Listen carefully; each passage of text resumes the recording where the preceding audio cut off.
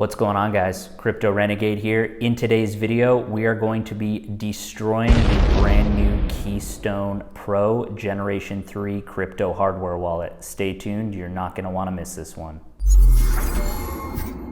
All right, guys, welcome back. If you didn't see my last video of my initial unboxing and review, this is a completely redesigned Keystone Pro Gen-3. It's got a whole new form factor, whole new design, shorter bezels. It's got a 4-inch touchscreen. On the back, it's got a new faster fingerprint sensor. This is an air gap device with a camera. There's a slot here for the SD card slot for managing and upgrading firmware. And it has a USB-C port for charging and has a 10-time larger battery. All in all, for what this is gonna be priced at, this looks like it's going to be a great hardware wallet. And again, I'll leave all the links and best deals and best pricing as a link down in the description. But I was sent ahead of time this device so I could review it and take a look. And as you can see on this serial number and barcode, that's DVT is listed there, which in the design world, in the manufacturing world, that stands for design validation testing. What I'm gonna be doing here is actually trying to test the PCI compliant anti-tamper system and also see if we can break in and take a look at the inside and look at the 3 brand new security element chips that are housed inside this device. Just to give you a quick explanation, because this has anti-tamper properties, if and when someone tries to actually break open this device, as I'm about to show you, it's going to completely wipe everything. So any private keys, any data, it has a mechanism and a design within this to where it's going to scrap and erase all the data and wipe everything. So even if a hacker tries to break in and get access to the security element chips here, we're actually going to be going in here and seeing how they're housed and how it's going to wipe all the data that's currently in there. I've never done this before in a hardware wallet video, but I'm excited to test this out as it is a new PCI compliant standard. And just as a quick explanation before I bust this thing open, the PCI compliant standard is basically, instead of like the EAL5+ and the security element chips, the PCI compliance is a combination of both the hardware as well as the software. So it's a more full encompassing and more robust certification level. And it's the first hardware wallet of its kind to have a PCI compliant certified overall design, which again includes the software, the firmware, the entire layout, and so on and so forth. So without further ado, let's go ahead and break this thing open. Okay, let's take a look here. I'm gonna see what tools we need to use. I'm gonna try to jerry-rig it the best that I can here. And as you can see, the device turned off as it senses that I'm trying to extrapolate and gain something here. The mechanism in which this is built is extremely robust. In fact, it's making it extremely hard even to gain access to this in order to break it. And as you can see, I'm going in through the USB-C port now, trying to gain access. And as you can see right here on this device, it went completely blank. So as soon as it sensed that I was trying to gain access to the internals, it completely wiped the device, which is really interesting. It sensed that there was an attack coming. And what it did basically here is just self-destruct, essentially.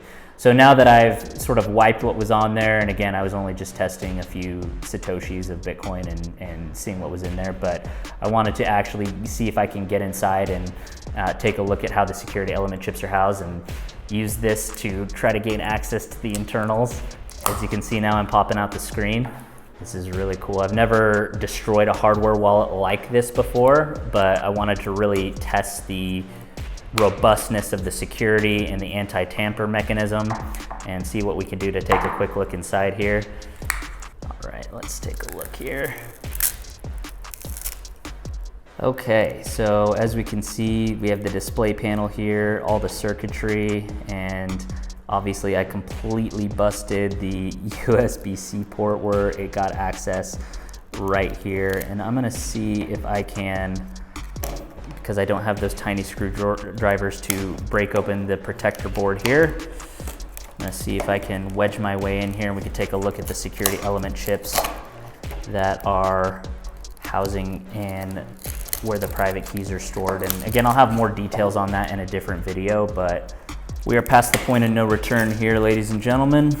If I still have the recovery seed phrase, I can restore that to another device, but it is no longer, the private keys are no longer accessible on this device.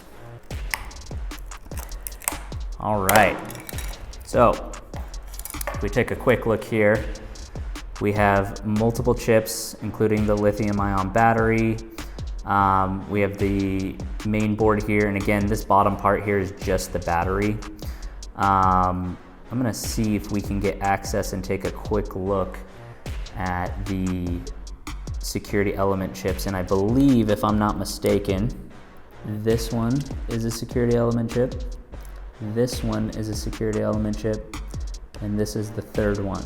And there's 3 different versions of a security element chip, which I'll link down in a video in the description where I kind of broke down what each of them do and what functions that they serve. I've never actually busted open a crypto hardware wallet of this size or of this magnitude before. I've dismantled the Trezor Model 1 and the Ledger Nano S back in the day, but out of a touchscreen based hardware wallet that have a lot more updated security features, this is not something that I've done before.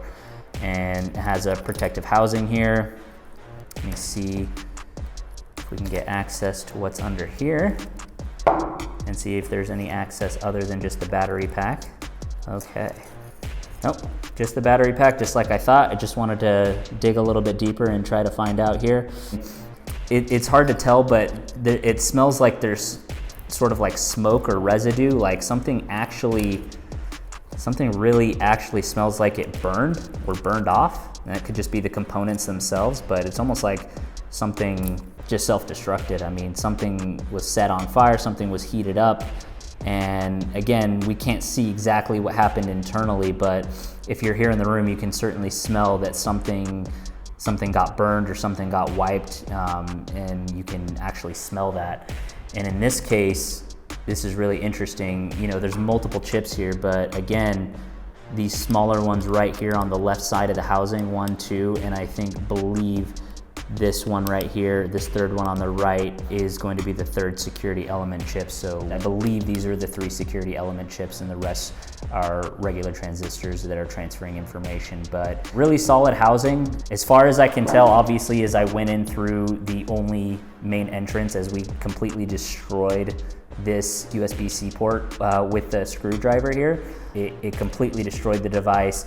As you saw, as I got deeper and deeper, before I even busted this thing open, the device was bricked. It was completely bricked, everything was wiped, and it's really interesting to kind of look at the inside of this here. But I kind of wanted to show you a demo of this because, one, I've never done it on a touchscreen device. As you can see, there's a bunch of residue from whatever happened here on my fingers and my hands, but I'm really glad that I did this just to kind of show you the inside of a hardware wallet and kind of getting a close-up here of how that looks when you bust it open.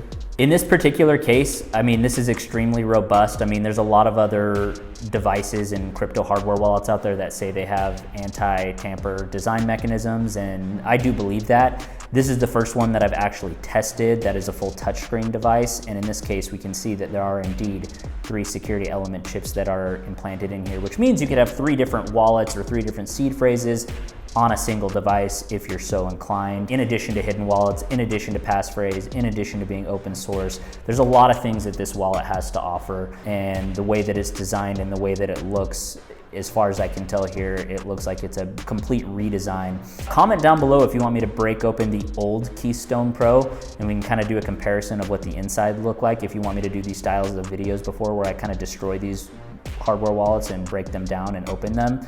But I just wanted to test, again, the anti-tamper feature, the self-destruct mechanism, which clearly is in place, as you can see. And as far as I can tell, this thing is completely done for. And just thought I would do something cool and fun before I get the actual device where I can test the sending and the receiving and the user experience and all that. So they are still doing a pre-sale as of shooting this, which means you can get an exclusive discount if you use my code down below in the description. And at the end of this video right here, go ahead and click on the original Keystone device video that I made introducing and explaining about these 3 different security element chips and what purpose they serve. And then you can also click on the right side for the full unboxing and initial impressions video. I will see you guys in that next video. Crypto Renegade out.